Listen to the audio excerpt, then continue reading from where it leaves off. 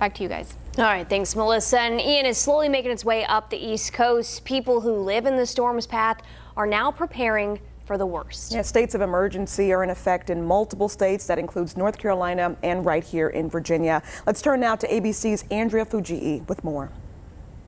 This morning, Hurricane Ian on the move, heading towards northeast Florida as millions of people in its path prepare.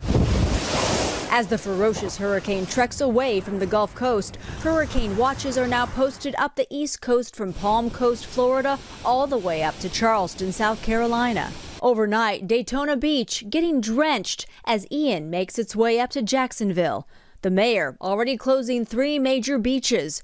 ABC's Trevor Alt is in Jacksonville. This thing is so big and its path is so powerful that it's expected to march all the way across the state of Florida, dip back into the Atlantic Ocean on the eastern side, and then slam back into the coast here on the first coast, the Atlantic Ocean side here of Florida. So Jacksonville is bracing for flooding that they haven't seen in several years. Residents not taking any chances. We've got like really 3 high tides to make it through here. Hunker down, sandbag.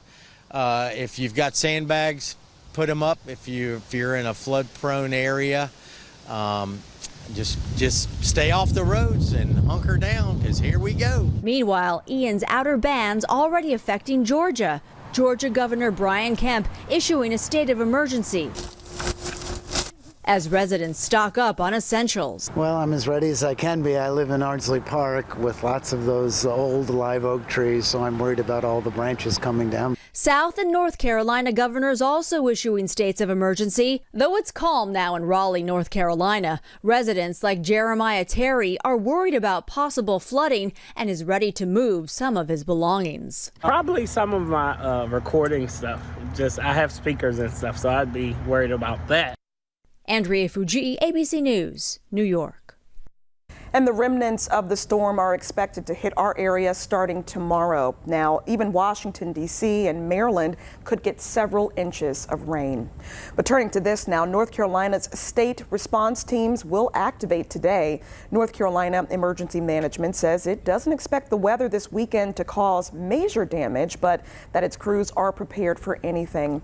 Governor Roy Cooper will give an update on storm preparations this afternoon at 3 o'clock, and you can watch his news conference on 13newsnow.com.